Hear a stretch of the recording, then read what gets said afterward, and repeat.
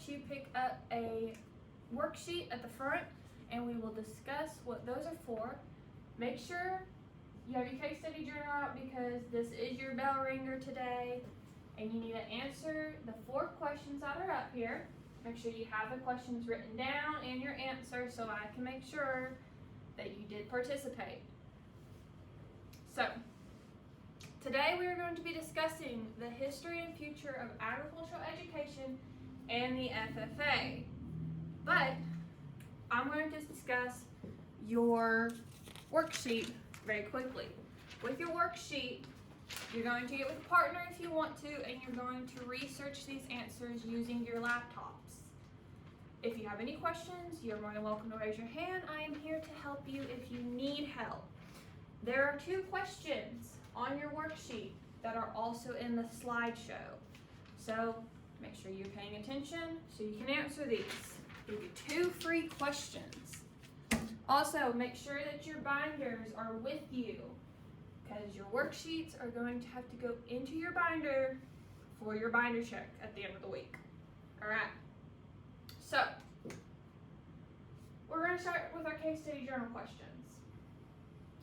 What is the impact of agricultural education in the FFA on our society? How does it affect us? How does it affect our daily lives? What does it do for us? How is agriculture important for us today? Agriculture is important because it feeds us.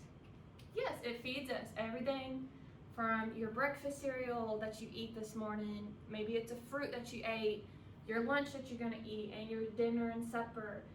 All the food products that we get are from agricultural-based products. Anyone else have any thoughts or opinions on how agriculture affects our daily lives and into our society? Well, when this nation was founded, most of the political figures at the time had agriculture backgrounds, grew up or raised on a farm. So I think because of that, that has made our development as a society in a whole very agriculture based. Very good. And talking about people who have helped shape ag with our political figures and just people in general, we will be discussing some of the people that have helped shape ag by their inventions and resources that they have implemented to help shape agriculture that has grown today. So, next question, who invented the tractor? John Deere. John Deere did not invent the tractor. John Deere actually invented the steel plow. Benjamin Holt is the one that patented the tractor, invented the tractor, kind of both. John Deere, what made him stand apart was with the steel plow. He mass-produced the steel plow, but later on became famous for what we know of that green background with the yellow deer in all of his products. I have a fun question to ask y'all. If John Deere was alive today, what would he be most famous for? His tractors. Not his tractors. Anyone else want to take a guess of why he would be famous for today? His money. His money? That's a very good one. It is actually his age. If he was alive today, he would be 217. He was born in 1804, and he died in 1886 at the age of 82. So, there's your fun fact for the day. Next question. Y'all might not know any of these, but it's okay.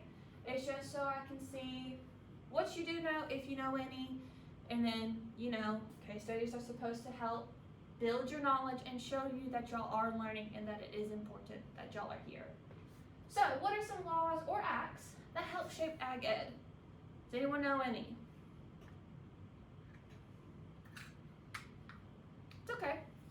We will discuss more. We have the Morrill Act, the Hatch Act, the Smith-Level Act, and the Smith-Hughes Act. Those are the main 4 that we'll be discussing today in class. How they are helpful, what they provided, what they do for ag ed, and why we're learning them. So last question. What is the FFA? Future Farmers of America. Future Farmers of America. Very good. Can anyone else tell me about anything about the FFA? It helps grow young leaders today. it does help grow leaders today. It is helping develop their skills and knowledge to help with ready-based career paths. And we will discuss why FFA is important, how it's going to benefit you as a student here in high school, and how it's going to affect you when you get out into the work area. So basically, why is it important? Does anyone else want to add why is FFA important for us? It's kind of like what you said, it helps bridge the gap from a classroom or to have students that don't know about agriculture to actually know about it, learn about it, and to actually be able and experience it and have hands-on accessibilities within the parameters of FFA. Very good. It does help bridge the gap. It's going to, all the competitions we do, the speaking competitions, it's going to help you be better with job interviews, speaking, communication skills, judging, animal contests, leadership roles. It's a good base for career readiness. Like if y'all, since y'all enrolled in an agricultural class, you are a member of our FFA chapter. So, congratulations, you are officially an FFA member. So, if you have not finished writing down your case study questions, continue. And just remember, make sure you have room because you will answer the same questions again at the end of the presentation for your exit journal. So I will give y'all time to do that. And if you have any questions, need help, just raise your hand and I'll come help you. Alright, so our objectives today, you're going to explain the history of agricultural education, explain the history of the FFA, describe how agriculture and FFA impacts our daily lives, and describe how FFA can lead to a successful career. So, the beginning of agriculture in the classroom. Where does it all begin? So the Morrill Act of 1862. Who can tell me what that is, or what it provided for ag in the classroom? Okay. It set aside federal lands to create colleges to benefit the agricultural and mechanical arts. That is the first act that came about to help ag in the classroom. Second one is the Hatch Act of 1887. Can anyone tell me what that one did? Okay. Provided for necessary basic and applied agricultural resource. This one basically helped this one out and provide research for this one.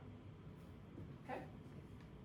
The Smith-Level Act of 1914. Anyone take a guess on this one? Okay. Extended outreach programs through land-grant universities. And we'll talk more about those, the land-grant universities, when we get closer to them. Okay. The Smith-Hughes Act of 1917. Anyone want to take a stab at what this one did for ag in the classroom?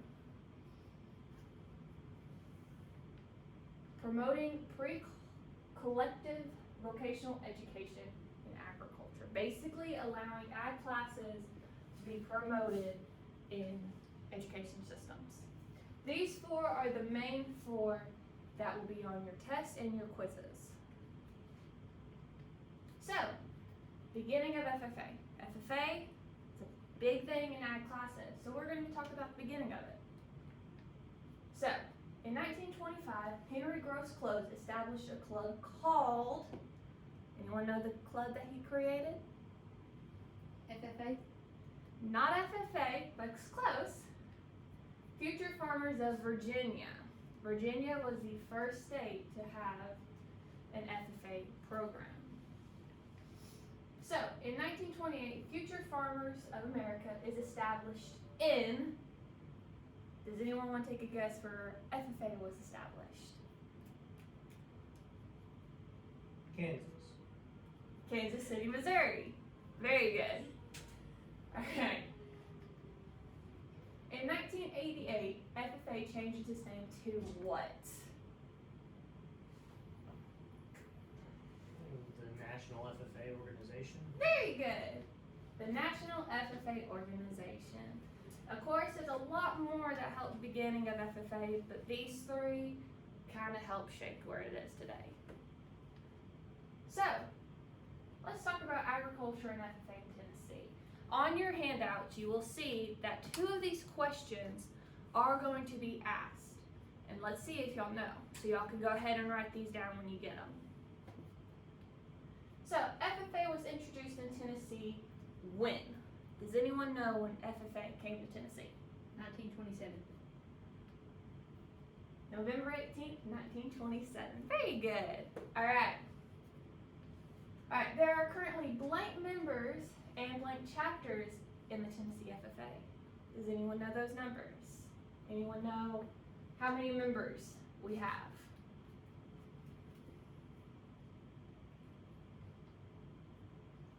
$28,000. Alright, does anyone know how many chapters we have? 200. 200?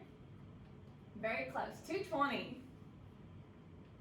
Alright, so why is FFA in ag education important? Why are we learning it? Why is it any relations to y'all? So, the FFA mission is FFA makes a positive difference in the lives of students by developing the potential of primary leadership, personal growth, and career success through agricultural education. Basically, it's helping with career developments, helping you where job interview competition that we'll have. It'll help you become stronger in those aspects of everyday lives that we are doing. So FFA motto, does anyone know the motto of FFA? Learning to do, doing to learn, earning to live, living to serve. That is the FFA motto, and y'all will be quizzed over that, by the way. So, what is the FFA vision? Why are FFA important? FFA provides the next generation of leaders who will change the world. So y'all are the next generation who is going to help change the world and shape it to a better future. So, how does agriculture affect our daily lives?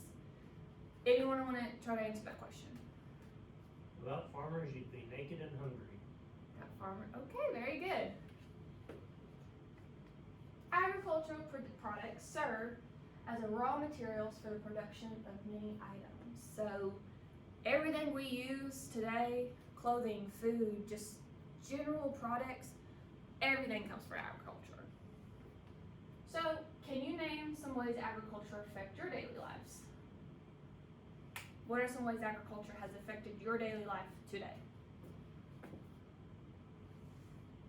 If you're a female and you wear makeup, the composition of makeup is actually made from the same things that cows and horse hooves are made of. Very good. The breakfast you eat, the lunch that you're gonna eat, dinner, your clothes that you're wearing right now, those all come from agricultural products. So, can anyone name some other products that you have used today that comes from agriculture?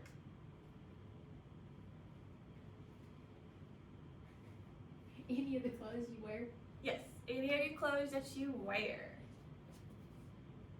Alright, people that help shape agriculture. This is where we're going to start talking about the people who helped shape where we are today, the machinery, the technology, everything today.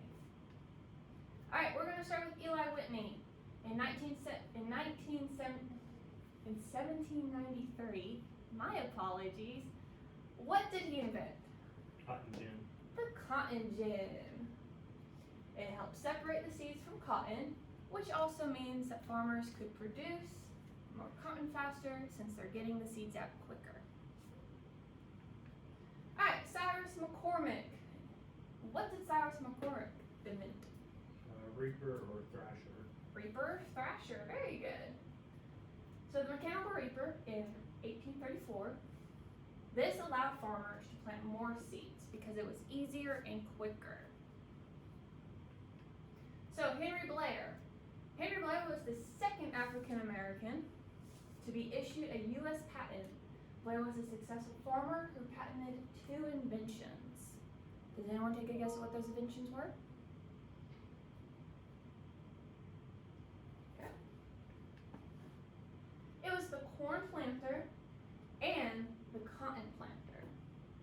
So both inventions helped increase production for farming.